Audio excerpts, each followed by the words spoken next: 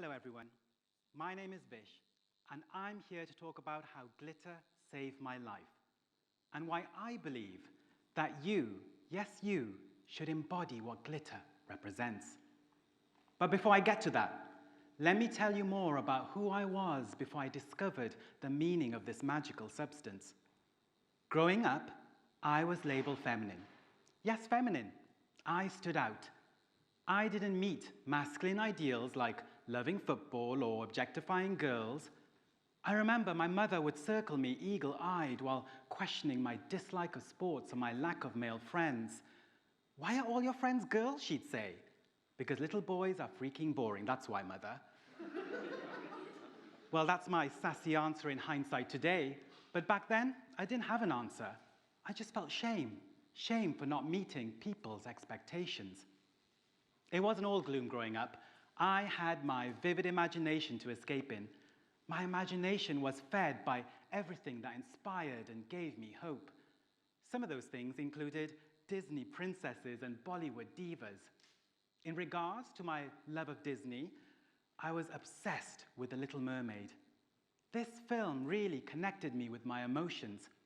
I remember watching it over and over again as a child and exhausting my VHS copy. Yes, I'm that old. I loved Ariel. She was the embodiment of glitter. She was ambitious, strong-willed. After all, she aspired to be human and wanted to marry a hot prince. Good for her, I say.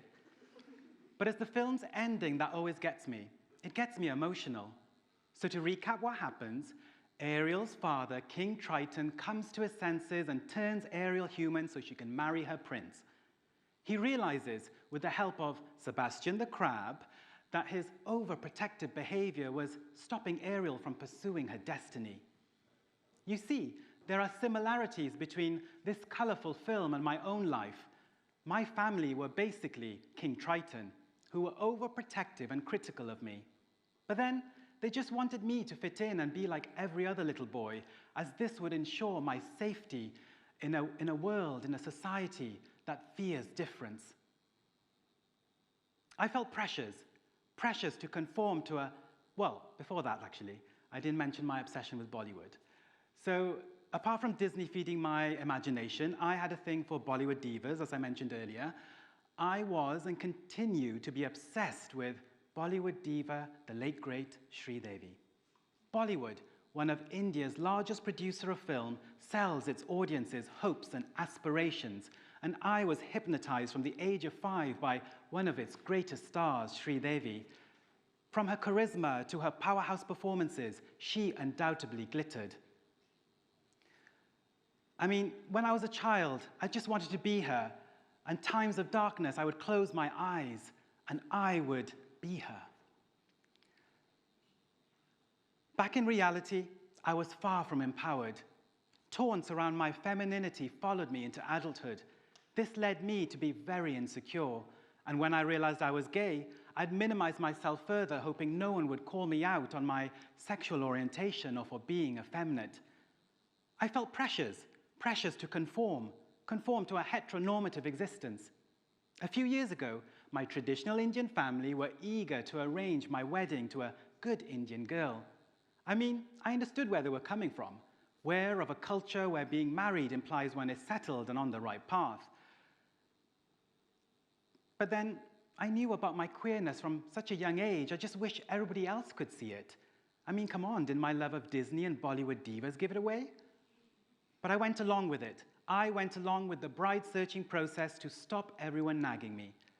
This basically involved me traveling to India a good few times and meeting prospective brides and their families in the hope of meeting a suitable match approved by all.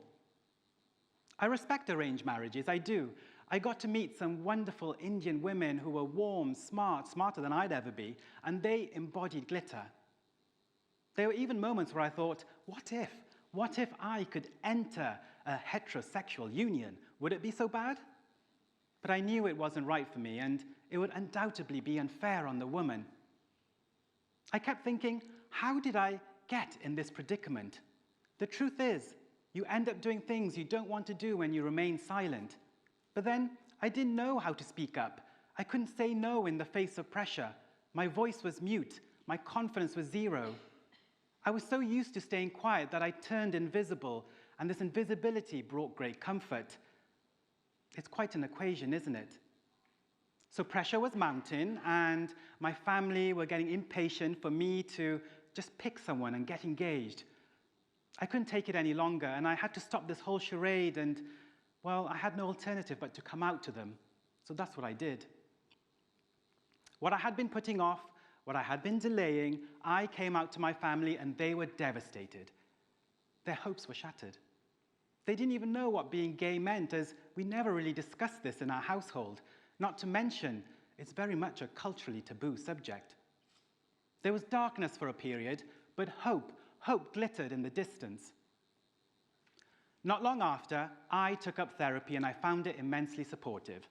Initially, I thought the role of the therapist was to be my savior, but I quickly realized their role was to support me in a safe space so I could examine my life. Through therapy, I could see what responsibility I could take to make myself feel better. That was my aha moment, that responsibility was key. Taking responsibility to accept what is, and taking responsibility for action and to be my own savior.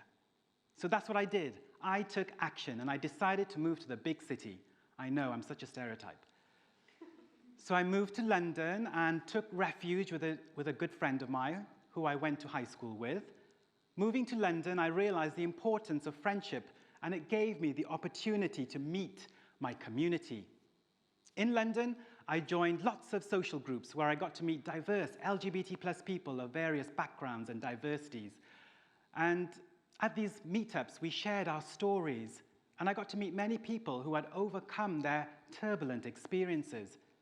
They gave me hope for my future and a better understanding of my own identity.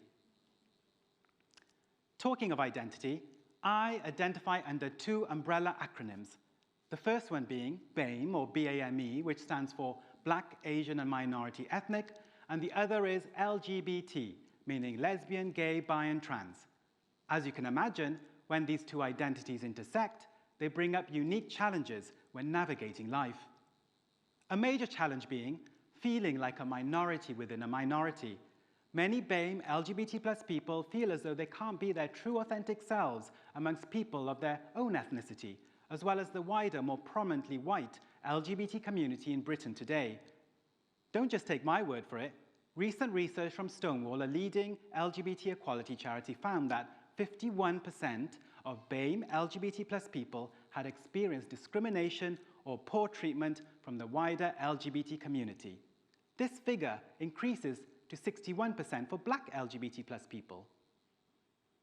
A common place where someone like me faces discrimination is on dating apps. I have seen profiles explicitly state, sorry, no Blacks, no Asians.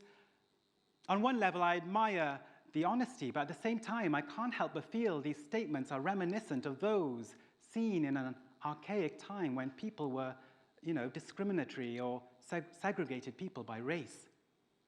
To see such words in this day and age is triggering, to say the least. Look, I'm not here to gatekeep people's preferences, but surely we should be more mindful about language. As you may have guessed, I wasn't very popular on these dating apps. There weren't many takers for my femme and Asian aesthetic, where Eurocentric masculinity ruled supreme. I remember someone responded to my, "Hey, how are you?" with, "No chance, you're a 3 and I'm a 10. My response was, "Delete app." It's okay, I'm used to rejection, and I'm not entitled to anyone's attraction. I've had enough therapy to realize where people are coming from. So if someone says they have racial preferences, I'm like, that's okay, you do you. After all, I suspect people's preferences and biases come about from their social conditionings. So for example, if someone has only ever had white friends, white partners, and is a consumer of whitewash media, how can we expect them to find a BAME person attractive? I do believe we can overcome our biases, but it takes time and a lot of self-awareness. Look, I'm not saying we shouldn't call people out on their various isms and phobias, but I believe we as BAME LGBT+ people need to focus on ourselves. We need to love ourselves and each other and not pander to people who don't see our beauty. Let them be, and let's lift ourselves up. Another stat that I came across which really hit a nerve with me. Last year, the BBC's Asian network did a survey where over 2,000 British Asians took part. Now remember, this is a demographic I belong to. It was found on 43% that only 43% of British Asians accepted same-sex relationships, compared to 75% of the general population. These stats are depressing, and it's no wonder why many BAME LGBT+ people feel insecure and disengaged in society. Personally, a question arises: where do people like me fit in? The answer isn't clear, and I'm not sure when things will get better, but until they do, I advocate for safe spaces for marginalised identities like mine. Since moving back to Wales, I've helped to set up Glitter Cymru, a social group bringing together and empowering BAME LGBT+ people. So why are we called Glitter? Well, glitter is more than just something used in arts and crafts. Glitter is about what it represents. Glitter is about visibility. We, as BAME LGBT+ people, want to be seen, so look at us. Glitter is about self-expression.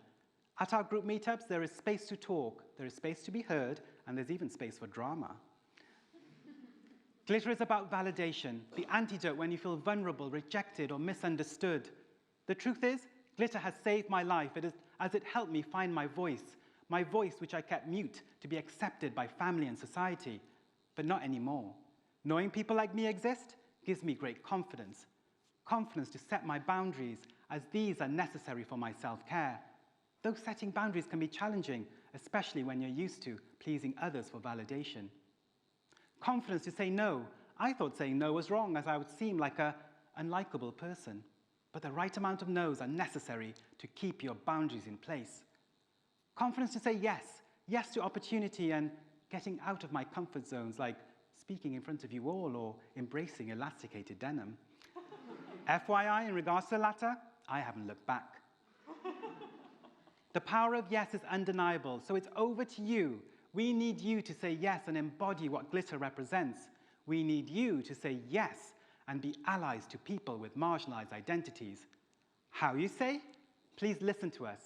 There are lessons to be learned from actively listening to diverse voices. They help to break down misconceptions and open minds. Help us to amplify our voices by talking about us. The powers in charge will take notice when more of us speak up. After all, there is power in numbers. Society has a lot of work to do in understanding BAME LGBT+ people, but let's start by taking inspiration from glitter and use it to eradicate the fear of the other. So to conclude my TED talk, let me quote the Little Mermaid herself. I want to be part of your world, so let's make it happen together. Now that's life-saving. Thank you.